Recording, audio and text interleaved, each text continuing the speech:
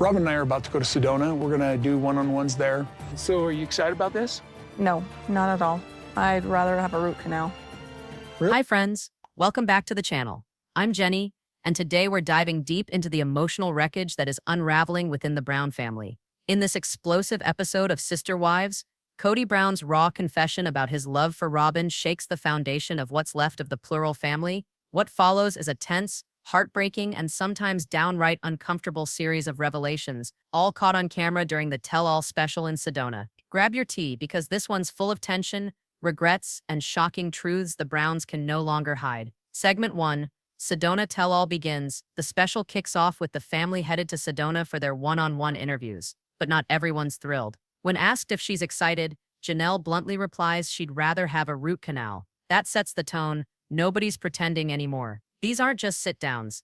They're confrontations. Meri admits she dreads these interviews because people twist everything you say. The tension is real, and everyone knows what's at stake: their image, their story, and their final say on the family's collapse. Segment 2. Suki confronts. Kody host Sukanya Krishnan wastes no time confronting Kody. She brings up the frustration, the anger, and the fact that despite all the chaos, Kody and Robyn's bond was uniquely deep.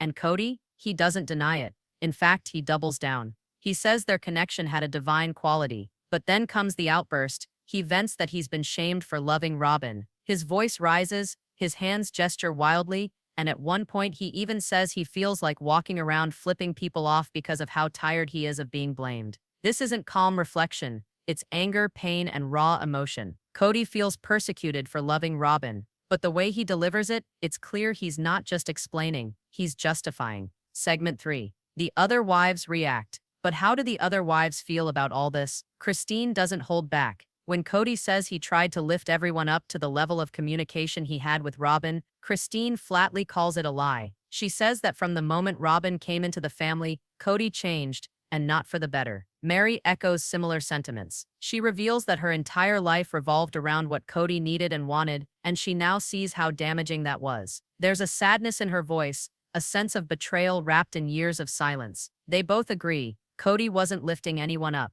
He was prioritizing Robyn and leaving everyone else behind. Segment 4.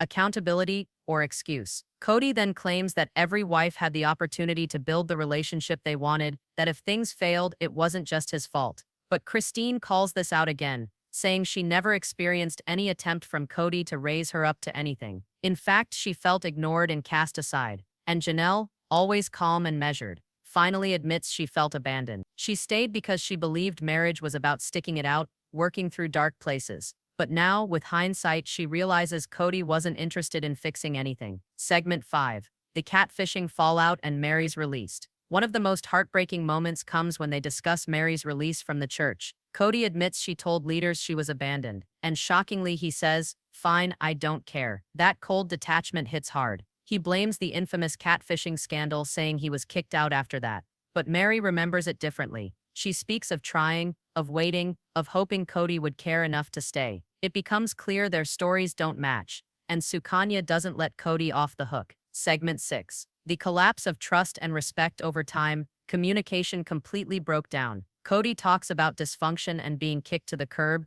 while Meri says she only realized recently that Kody was never interested in saving their marriage. And this is the moment where Meri, often painted as the most loyal wife, finally says she's okay blaming him. Because after all this, she sees it wasn't just a drift, it was neglect. Segment 7. The ego factor and Robyn's role. Christine later brings up something even more cutting: the role ego plays in Kody's behavior. She wonders if Kody is protecting Robyn so much that he's willing to take all the blame just to shield her from any criticism. But she doesn't let either of them off the hook. She says both Kody and Robyn are responsible for the destruction of the family, and the more Kody tries to play the victim, the more he reveals how deep that favoritism goes. Segment 8. Final breakdown. Is Kody a failure? And then comes the biggest question of all: is Kody Brown a failure? Christine says yes, at least by the standards of a man who chose plural marriage. But she goes further, saying the toxic words he uses, the anger, the ego, they're not just unhelpful, they're destructive. And it's clear this isn't just about failed marriages. It's about years of resentment, spiritual abandonment,